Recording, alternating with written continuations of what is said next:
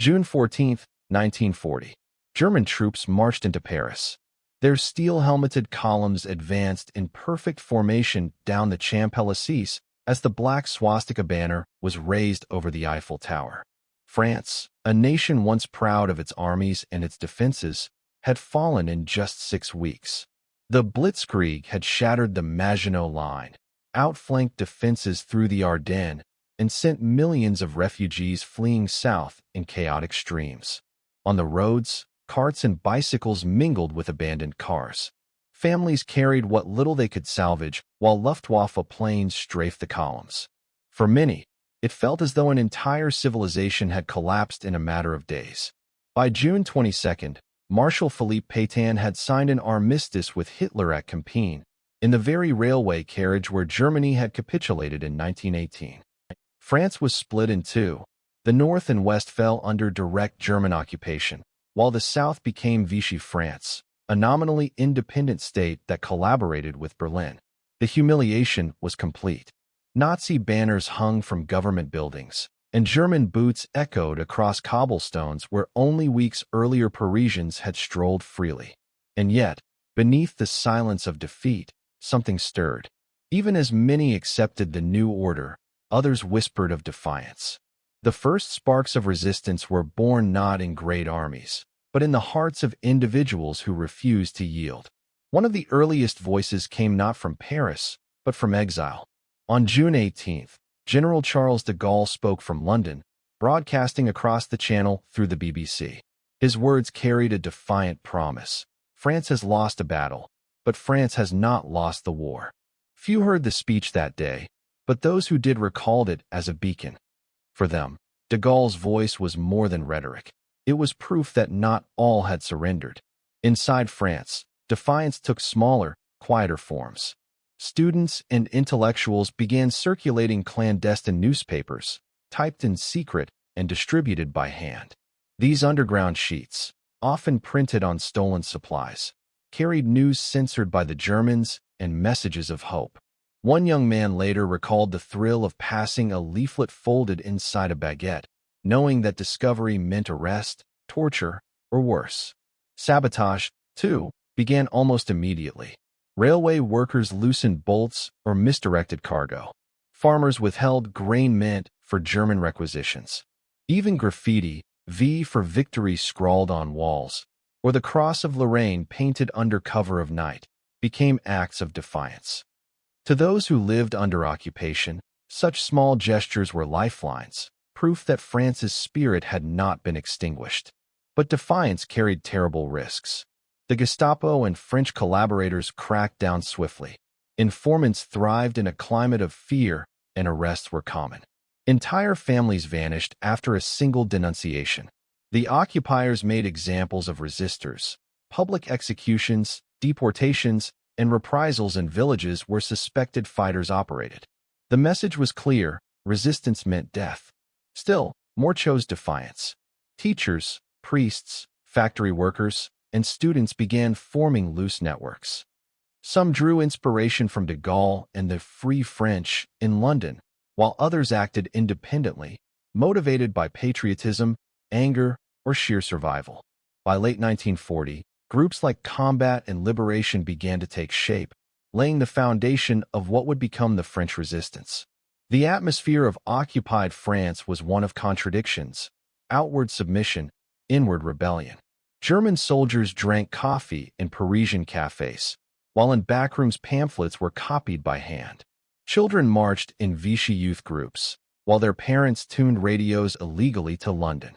A nurse might treat wounded German officers by day, only to pass coded messages to partisans by night. One Parisian recalled the chilling quiet of the city at curfew, broken only by the sound of boots. "You could hear your own heartbeat," she said years later. And yet, in that silence, we planned. The fall of France was a national tragedy, but within its ashes lay the seeds of defiance. The occupiers believed they had crushed the French spirit. What they could not see was the slow, invisible growth of resistance, a movement that would gather strength in the shadows, waiting for the moment to strike. France had fallen, but France had not surrendered. The fall of France had silenced its cities, But beneath the quiet, new currents began to stir. By late 1940 and into 1941, what began as scattered acts of defiance slowly coalesced into organized resistance networks. These were not armies in uniform, but clusters of students, teachers, doctors, printers, and railway workers, ordinary men and women who risked everything to strike back at the occupier. Among the first were Combat, Liberation, and Franc Tireur. Each carried its own vision of resistance. Combat, founded by Henri Frenay, emphasized propaganda and the circulation of underground newspapers. Liberation, under Emmanuel D'Astier de la Vigerie, leaned toward a more political and intellectual movement. Meanwhile, Franc Tireur, based in Lyon, prided itself on bold independence, its very name invoking the irregular fighters of France's past. Though divided by ideology and geography, all were bound together by the belief that submission to Nazi rule was intolerable. Life inside these networks was a constant dance with death.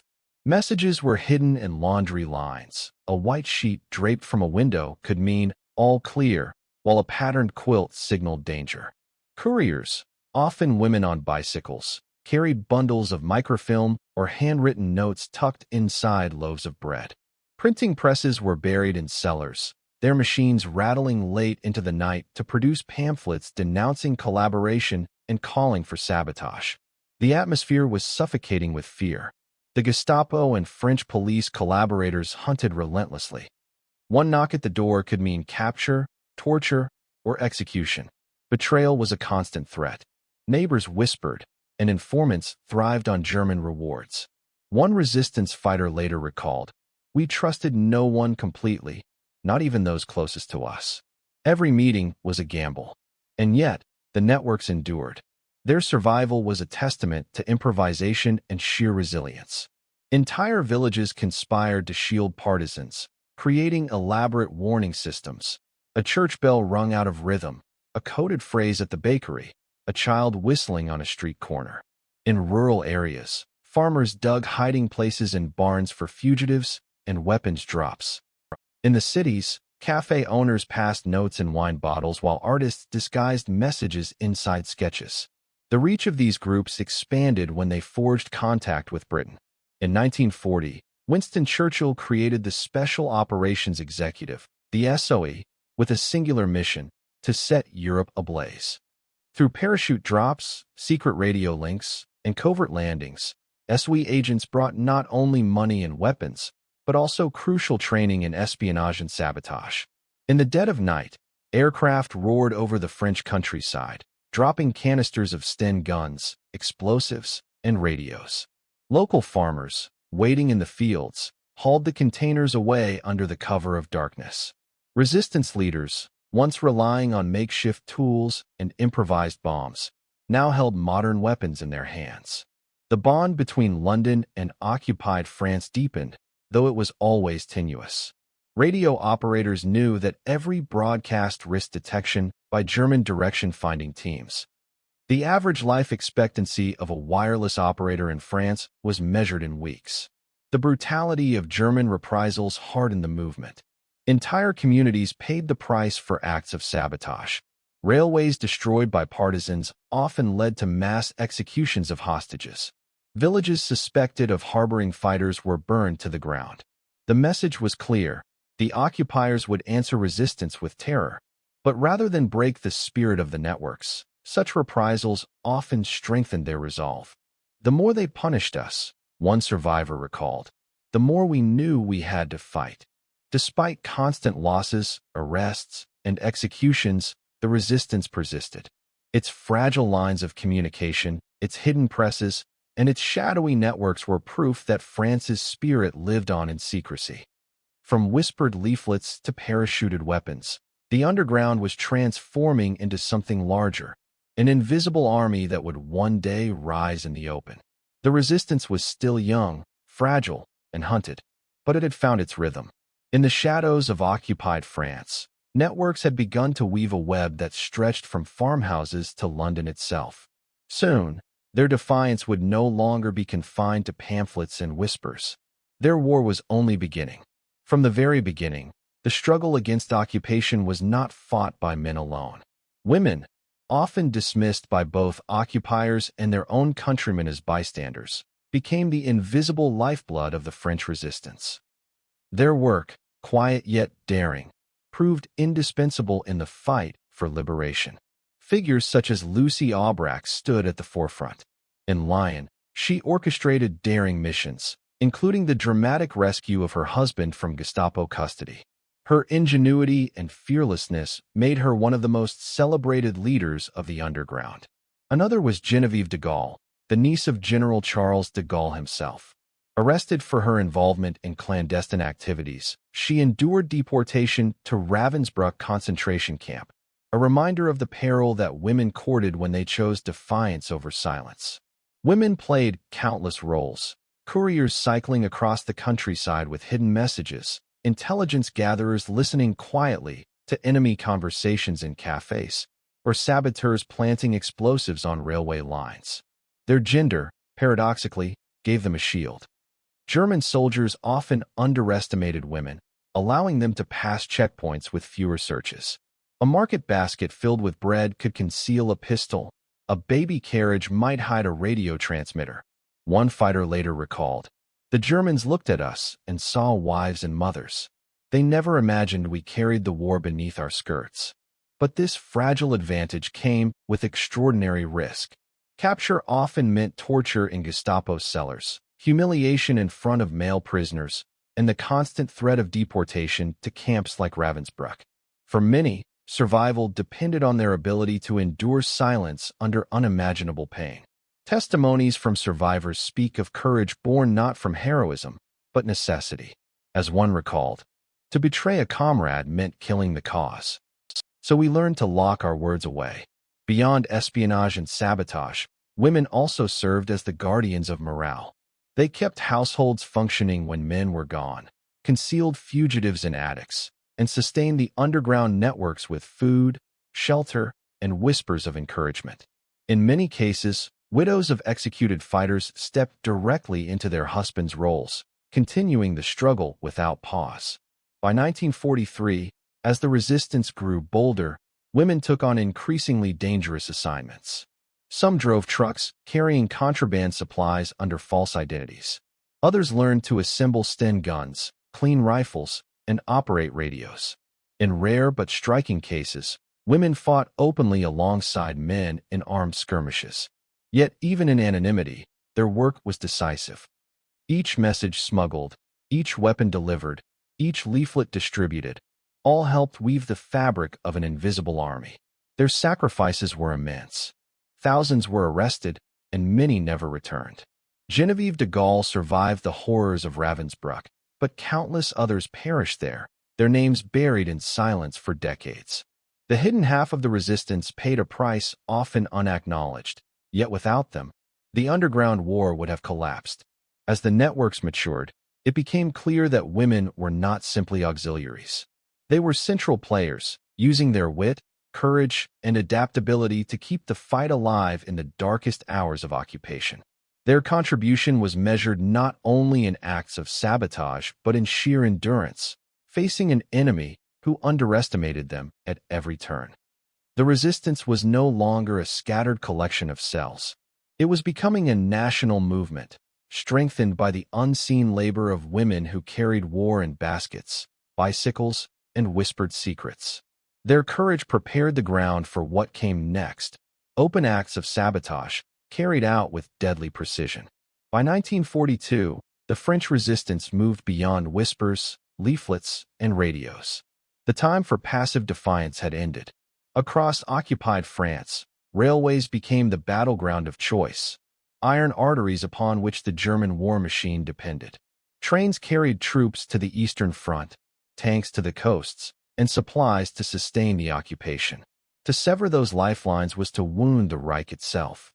In the stillness of night, resistance fighters crept along gravel embankments with sacks of tools, dynamite, or crowbars hidden beneath their coats.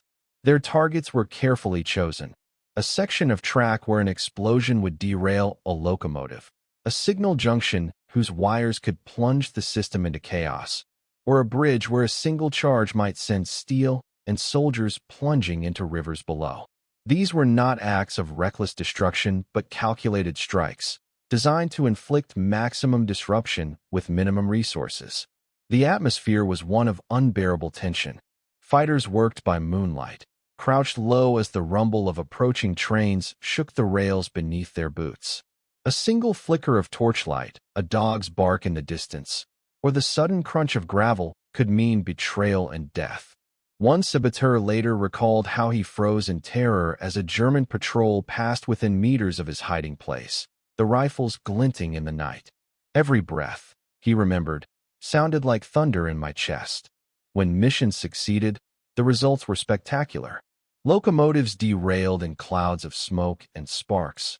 Wagons crumpled like paper, and vital cargo was left twisted across the tracks. Entire timetables collapsed, forcing the Wehrmacht to divert precious manpower to guard and repair France's vast rail network. A single act of sabotage could delay reinforcements to the Eastern Front or slow the flow of ammunition to Rommel's Afrika Korps. But the price was steep. The German response was swift and merciless. Occupying authorities introduced the policy of collective responsibility. For every act of sabotage, dozens of civilians might be executed. Villages were burned, hostages shot, and collaborators encouraged to report even the faintest rumor of resistance. The shadow of retaliation hung over every mission. Fighters worked with the knowledge that their actions might bring death not only to themselves, but to innocent neighbors. Yet the movement pressed on, fueled by the conviction that the greater victory demanded sacrifice. By 1943, coordination improved as Britain's Special Operations Executive, SOE, funneled explosives and training into France. Sabotage became more sophisticated. Rails were cut with shaped charges, locomotives disabled by magnetic mines, and fuel depots set ablaze in coordinated strikes. The German railway system, once the pride of efficiency, began to stagger under the weight of relentless attacks. Eyewitness accounts capture both the terror and exhilaration of these missions. A young courier described waiting in a ditch as an ammunition train derailed just beyond the horizon, the night sky glowing orange from the explosion. The ground shook like an earthquake, she recalled, and for a moment we forgot our fear. We had made the occupier bleed. Yet for every successful operation, there were failures.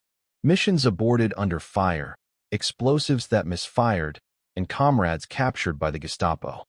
Many were tortured for names, yet countless resisted until the end, protecting the fragile threads of their networks. Their silence became as heroic as their sabotage. The escalation of railway attacks foreshadowed the role the resistance would play in the liberation of France.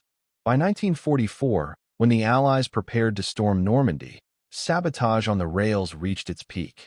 Bridges fell, trains derailed by the hundreds, and German reinforcements struggled to move across the country. What began as small acts of defiance in 1942 had grown into a nationwide campaign, one that crippled the enemy's mobility at the very moment the Allies needed it most. France had not yet been freed, but through the fire and steel of the railways, the resistance was already shaping the battlefield of liberation. As the war deepened, the French resistance no longer stood alone in its struggle. By 1942, the Allied powers recognized that the scattered bands of saboteurs, couriers, and underground printers could become a decisive weapon, if properly armed and trained. Out of this realization grew one of the most vital partnerships of the war, the bond between the clandestine fighters of France and the intelligence agencies of Britain and America. The Special Operations Executive, SOE, created by Winston Churchill to set Europe ablaze, became the lifeline of resistance networks. Across moonlit skies, RAF bombers carried not bombs, but containers of weapons, radios, and money. Parachutes drifted down into empty fields, where men and women waited nervously in the dark, praying that no German patrols had been tipped off. A single Sten gun, crude but reliable, could transform a farmer into a guerrilla fighter. Explosives fitted into small packages gave resistance cells the power to shatter rail lines, bridges, and fuel depots.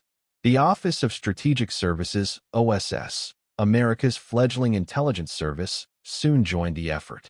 OSS operatives trained French agents in sabotage, cryptography, and silent killing before dropping them back into occupied territory. In farmhouses and barns, radios crackled to life. Operators tapped out coded signals to London, reports of troop movements, fuel convoys, or artillery placements. One resistance fighter later recalled how every message felt like whispering into the ear of the world, a dangerous lifeline across the channel. Yet trust was fragile. The Gestapo and WWII flooded France with informers, eager to infiltrate these secret networks. One careless word in a cafe, one intercepted signal, could unravel months of careful work. Entire groups were sometimes wiped out in a single raid. Fighters lived with constant suspicion. Was the new recruit truly a patriot or a double agent waiting to betray them? In Lyon, for example, the arrest of Jean Moulin's colleagues revealed how one turncoat could endanger thousands. Despite these risks, collaboration deepened. British and American intelligence did more than supply arms. They provided strategy. Resistance networks were instructed to target specific bridges or depots whose destruction would cripple German logistics ahead of Allied offensives. In 1943 and 1944, the flow of material increased dramatically. Sten guns, grenades, and plastic explosives turned scattered partisans into something closer to a shadow army. For the French fighters, these drops were more than material aid. They were proof that they had not been forgotten. The distant hum of an aircraft over the fields was a reminder that London and Washington still believed in their struggle. Many fighters wrote later of the surge of hope that came with each parachute drop.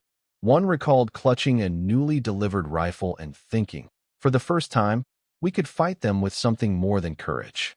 But this partnership was not without friction. The Allies often mistrusted the political leanings of certain groups, particularly communist cells that answered to Moscow. The resistance, for its part, resented being treated as pawns in a larger game. Yet necessity overruled ideology. As 1944 approached, the resistance became a vital instrument in the Allied plan for liberation. Every coded transmission, every crate of weapons, every whispered briefing tied the fate of occupied France more tightly to the grand Allied strategy. These collaborations meant that when the time came, the resistance would not fight alone. They would strike as part of a vast, coordinated effort to drive the occupier from their soil. And as the fields of Normandy waited for the storm, French courage and Allied hands prepared for the greatest gamble of the war. As the summer of 1944 approached, years of whispers, coded messages, and perilous sabotage reached their breaking point. For the French resistance, the signal they had awaited finally came. Operation Overlord, the Allied invasion of Normandy, was underway. The scattered networks, once fragile and hunted, now rose in unison, prepared to paralyze the German war machine from within. Across the countryside, midnight skies erupted with flashes of sabotage. Resistance fighters planted explosives beneath railway tracks, sending locomotives crashing into twisted wreckage. Bridges collapsed into rivers, and telegraph wires were cut, plunging German command into confusion. A former fighter recalled how the night was lit with fire, and the silence of occupied villages broke into thunder. These strikes, coordinated with Allied commands, ensured that German divisions could not easily reinforce Normandy. The Forces Françaises de l'Intérieur, FFI, formed from countless resistance groups, became the shadow army of liberation. Armed with Sten guns from British air drops and Molotov cocktails improvised from farmhouses, they struck convoys, ambushed patrols, and harassed German columns. By June 1944, their numbers had swelled to nearly 200,000 across France. What had begun as scattered bands of outlaws now resembled a national insurrection. In the hills of the Massif Central and the Verkers Plateau, Maquis fighters declared open rebellion, raising the tricolor in defiance. German reprisals were brutal, villages burned, civilians executed in reprisals meant to crush morale.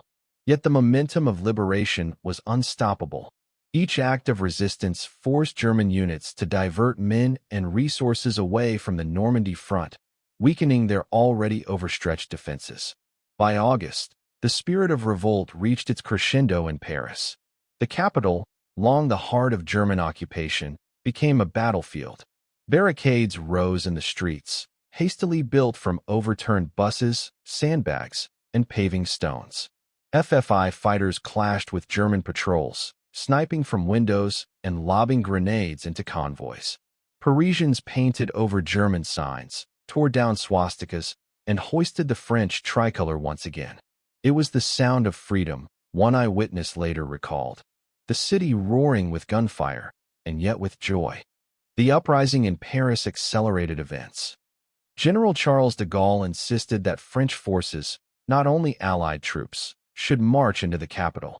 On August 25, 1944, after days of street fighting, German Commander General Dietrich von Choltitz surrendered. The bells of Notre Dame rang out for the first time in 4 years, echoing across a city reborn. Photographs captured the jubilant crowds, women embracing soldiers, men waving flags from balconies, children clambering onto tanks. The liberation was not without its costs. Thousands had died in reprisals and battles. Villages lay in ashes, and the scars of occupation would endure. Yet, for the resistance, the moment was vindication. Their years of secrecy and sacrifice had not been in vain. Their courage had tied directly into the grandest military operation of the war, proving that ordinary men and women could alter the course of history. As the Allies advanced eastward, the resistance transitioned from sabotage to open combat, guiding columns, seizing towns, and clearing roads. No longer shadows in the night, they now marched openly, side by side with Allied troops. The scattered whispers of defiance that had begun in 1940 had become the thunder of liberation in 1944. The fall of France had once seemed absolute, but the spirit of its people had never surrendered. And now, after years of silence and sacrifice, that spirit roared back, blazing across Europe as both a symbol of freedom and a warning to tyrants. When the guns finally fell silent in 1945, France emerged free but scarred. The German occupation had ended, yet the struggle for memory had only just begun. Across the nation, resistance fighters were hailed as saviors. Streets echoed with parades. The tricolor waved once more from public buildings, and monuments were raised in honor of those who had fought in the shadows. But beneath the celebrations lay a complex truth. The resistance was both a story of triumph and of painful division. In the months that followed liberation, collaborators were brought before tribunals. The épuration légale, the legal purge, sought justice, though it often blurred into vengeance. Public humiliations and executions exposed the deep wounds left by 4 years of occupation. The trials of Vichy officials reminded the world that not all Frenchmen had resisted. Some had cooperated, willingly or reluctantly, with the occupiers. The resistance's memory would forever be intertwined with questions of betrayal and silence. Yet certain figures became enduring symbols. Jean Moulin, the unifying leader of the resistance captured and killed by the Gestapo in 1943, was enshrined as a martyr. His ashes were later transferred to the Pantheon in Paris, a resting place for France's greatest heroes. His name became synonymous with sacrifice and unity. Alongside him, countless anonymous men and women. The courier on her bicycle, the radio operator tapping out signals in a barn, the saboteur waiting in the woods, entered the nation's collective memory. Their courage reminded France that victory was not only forged in pitched battles, but also in acts of hidden defiance. In the Cold War era, the resistance became a cornerstone of French identity. General Charles de Gaulle, who had once been a voice in exile, now built his legitimacy on the legacy of resistance. He crafted the image of a France that had always fought, that had never truly bowed to the occupier. This narrative gave the nation pride and unity, even as historians and survivors later revealed the more fragmented, complicated reality of occupation. Still, the symbolic power of the resistance endured. School children learned its stories, Memorials dotted the countryside, and survivors shared their memories in hushed tones. The image of men and women defying tyranny became not just history, but a lesson for the future. As one veteran reflected years later, "We did not fight for glory. We fought so that France would live." The resistance also carried with it a warning. The occupation had shown how fragile freedom could be, how swiftly silence and fear could smother a nation. Yet it also revealed how resilience could smolder in secret, waiting for the moment to rise. The couriers, saboteurs, and fighters left behind not only a liberated nation but also an enduring reminder that the strength of a people lies not only in armies and weapons, but in the will to resist oppression, however overwhelming it may seem. As France rebuilt and Europe entered the uncertain age of nuclear standoffs and ideological divides, the story of the resistance became more than a memory. It was a moral compass, a testament to human courage in the darkest of times. From the cobblestone alleys of Paris to the forests of the Maquis, the echoes of defiance lived on. France had fallen in 1940, but its spirit had not. And in that spirit, carried by the resistance, the nation found both its redemption and its enduring legacy.